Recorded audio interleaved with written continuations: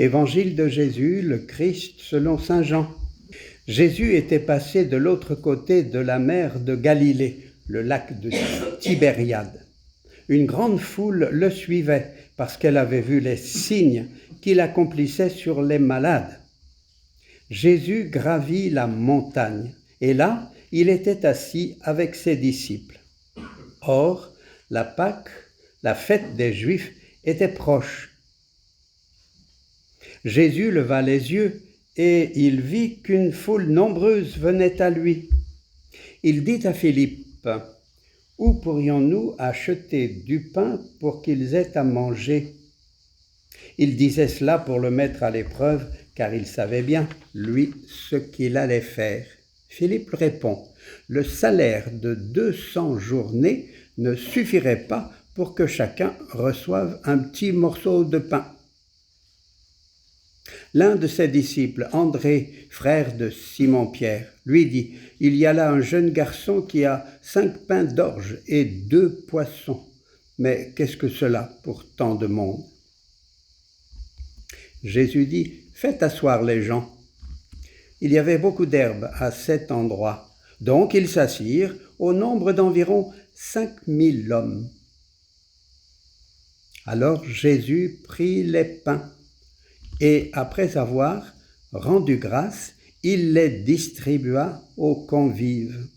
Il leur donna aussi du poisson, autant qu'ils en voulaient.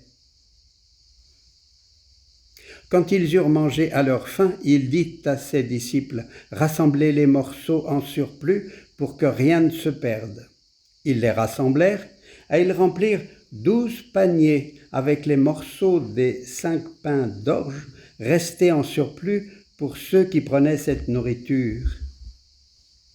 À la vue du signe que Jésus avait accompli, les gens disaient, « C'est vraiment lui, le prophète annoncé, celui qui vient dans le monde. » Mais Jésus savait qu'ils allaient l'enlever pour faire de lui leur roi. Alors, de nouveau, il se retira dans la montagne tout seul. Alors, vous avez remarqué ce récit de multiplication des pains, comme nous disons. Vous vous rappelez aussi que la première lecture nous raconte aussi un récit un peu semblable, un moins spectaculaire, puisqu'il n'y avait que 100 personnes à nourrir. Voilà. Mais ça se renvoie. Et entre les deux, la lettre de saint Paul aux Éphésiens. Alors on va la reprendre tout à l'heure, mais à la lumière justement de ce que saint Paul nous dit dans cette lettre aux Éphésiens, l'essentiel de la foi au fond. Vous avez remarqué, il est question de l'Esprit, Saint-Esprit, du Seigneur Jésus et de Dieu le Père. Voilà, tous les trois, le mystère de la Trinité. C'est vraiment le cœur de notre foi. Voilà. Alors, quel rapport avec les multiplications des pains? Alors, c'est souvent une question qu'il faut se poser quand on a les 3 lectures du dimanche, ou bien les jours de fête. La première et la troisième lecture, souvent, se renvoient l'une à l'autre. Il y a un point commun, évident.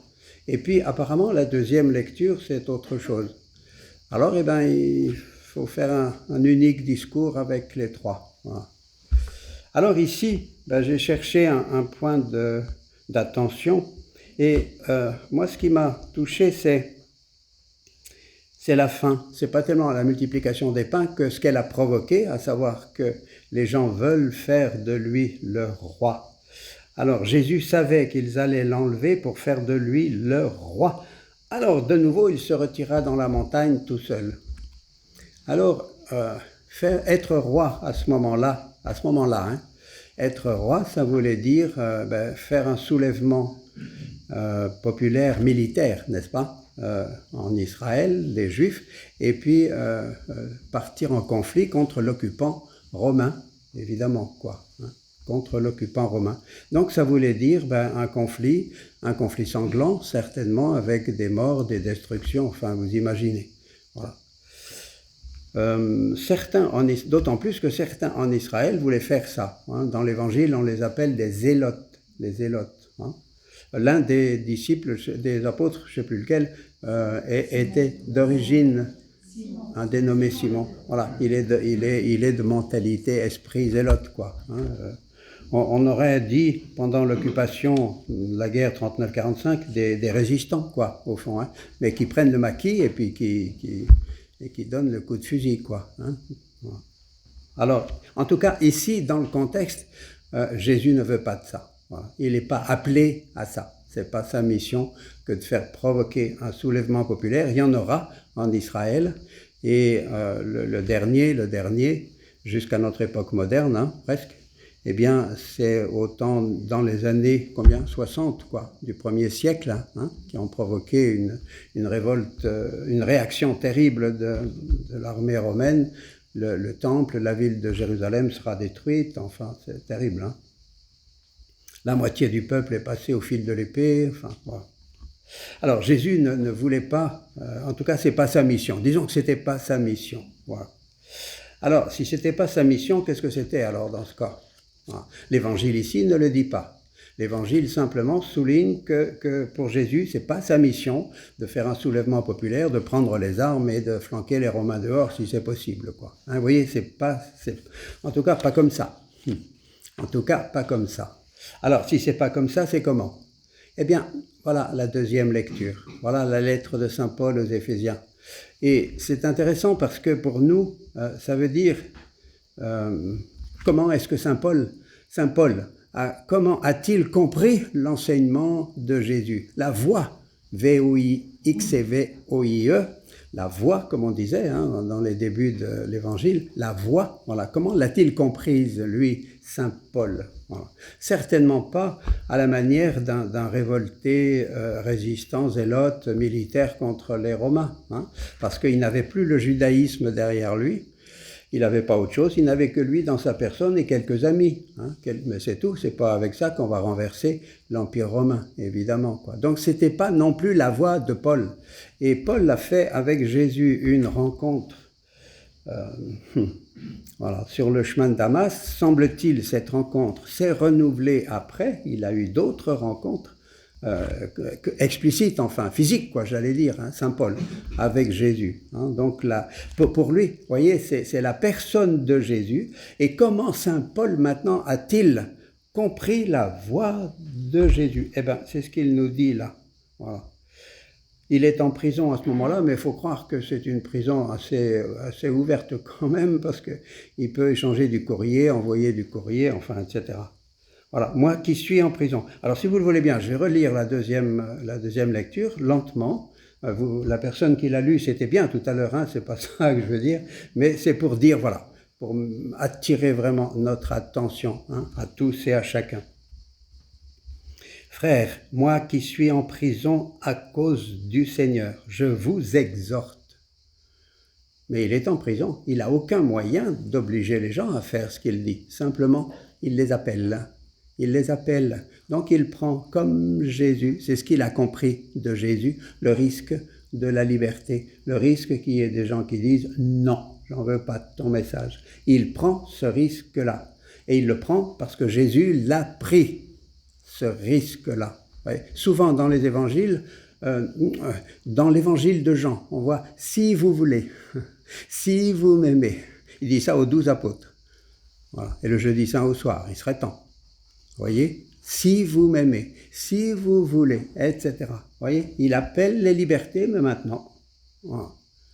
Et à la fin de ce chapitre 6 de l'évangile de Jean, là c'est le début du chapitre que nous avons lu, comme les gens n'acceptent pas la parole de Jésus dans la synagogue de Capharnaüm, il ne reste plus personne que les 12 apôtres là. Parole de Jésus. Voulez-vous partir, vous aussi? Voilà, la porte est ouverte, hein. Voyez, l'appel à la liberté. Voilà. C'est pas la liberté de faire n'importe quoi, c'est la liberté d'entrer dans la voie, V-O-I-E, de Jésus, à l'écoute de la voix, V-O-I-X, de Jésus. Ayez beaucoup d'humilité, de douceur, de patience, voilà, respect. Supportez-vous les uns les autres avec amour. Ayez soin de garder l'unité dans l'esprit, c'est-à-dire dans le fond, pas simplement des proclamations, quoi, mais dans le fond du cœur, quoi, hein, dans l'esprit, par le lien de la paix. après le Notre Père, vous allez voir combien de fois le célébrant dit la paix. Voilà, combien de fois il le dit. Vous allez compter, hein? C'est pour dire l'importance, l'insistance.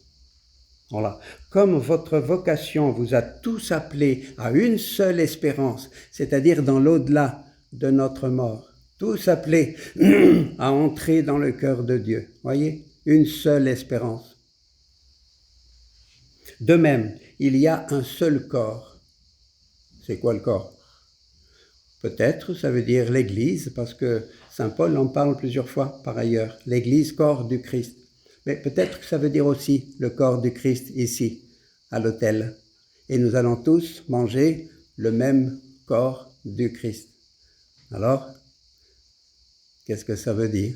Voyez, le même corps du Christ. Et un seul esprit. Alors, là on peut penser, c'est l'Esprit Saint. Hein? Voilà. Il y a un seul Seigneur, c'est Jésus.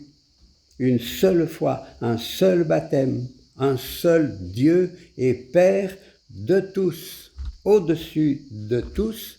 Regardez bien là, les prépositions, au-dessus de tous, par tous et en tous. Le en tous, on comprend bien, c'est en dedans de nous, tout à fait. Mais par tous, qu'est-ce que ça veut dire ça? Pour un peu, je ne saurais pas trop.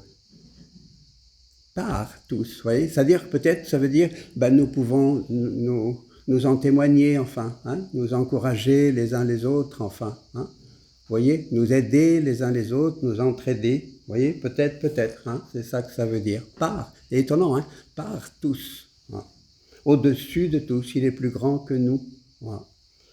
Par tous et en tous, enfin, en tout cas, voilà, c'est cette voie qui est la voie de Jésus. Et on comprend bien que cette voie que les gens voudraient qu'ils prennent quand il a multiplié les pains, et puis, non, c'est pas la voie de Jésus. C'est pas la voie. Alors ça veut dire que si c'est ce que saint Paul a compris du message de Jésus, alors c'est peut-être une invitation, nous aussi, à comprendre ce message-là, dans le même sens que saint Paul, et que toute l'Église, les apôtres enfin, à cette époque-là, voyez, les fondateurs de l'Église, voilà, que le Seigneur nous donne vraiment, nous aussi, hein, de choisir, même si ça peut poser d'autres questions par ailleurs. C'est pas interdit d'avoir des questions et pas toujours des réponses, mais pourvu qu'on soit bien ferme sur l'essentiel de notre foi, que saint Paul nous rappelle ici.